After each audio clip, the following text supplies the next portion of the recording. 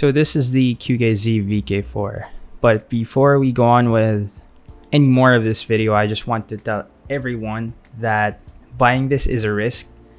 There have been a lot of QC issues with this product. Although within the community, I don't see many people having problems with it, but this is plagued with QC problems. So if you don't want to take that risk, if you don't want to waste your money, stay away from these. Before the video even starts, I want to warn every one of you that the pair you may get may have QC problems. So buying these is definitely a risk.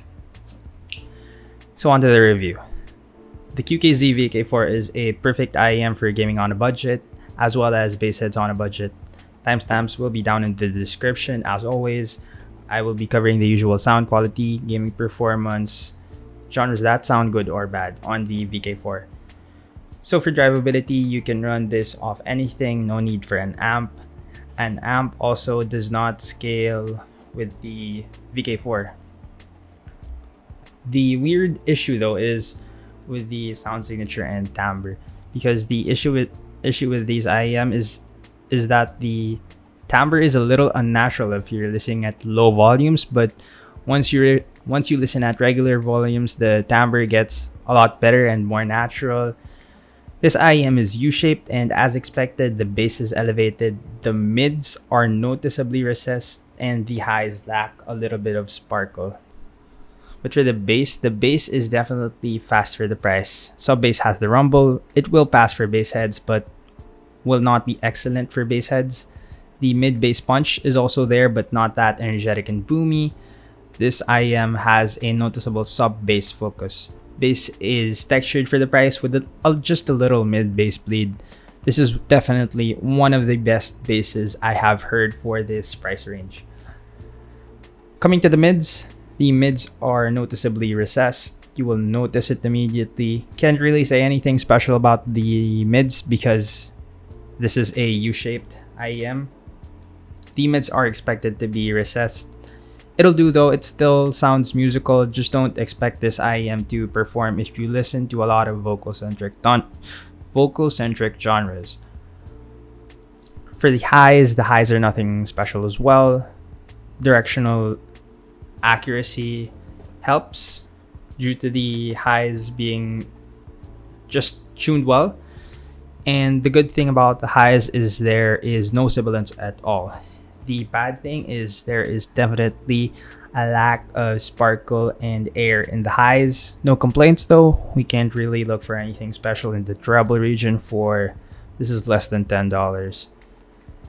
For gaming performance and imaging, the VK4 is honestly one of the best IEMs you can get when it comes to gaming performance at this price point.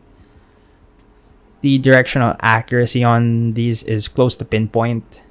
Well, it is not as pinpoint as some of the higher end IEMs. It is definitely an excellent gaming IEM at this price for less than $10. The only problem that you may have with the VK4 is that this is a bassy IEM, and bassy IEMs tend to push back footsteps in the mix. So you may have to tone down the low end on EQ to get maximum gaming performance for this IEM. But for the price, this is definitely a great IEM.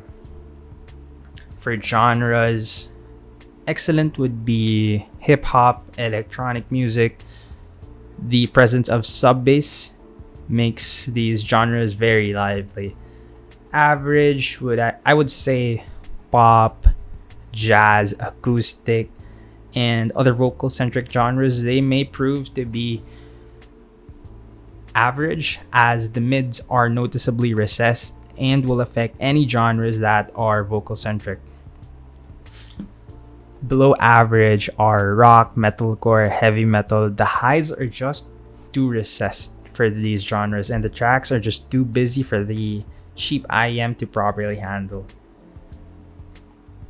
When it comes to, I usually talk about upgrades and downgrades for my IEMs, but this one is a very specially tuned IEM. You will not find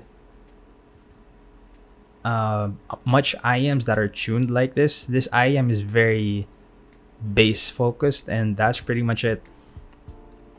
If I were to recommend an upgrade, well, I guess it would be the blondes. But if you're looking for a gaming IM, the blonde is not a gaming IM, and the VK4 also has better sub bass than the blonde. The VK4 is just, for me, it's just a different it's a similar tuning, but the VK4 has a very different way of presenting things. So the blonde, I guess if you want more vocal clarity, you want more vocal clarity and you like the VK4's tuning, then I guess go for the blondes. But it's not really, I would say it's not really what you're looking for if you love the VK4, but it's definitely still similar when it comes to tuning.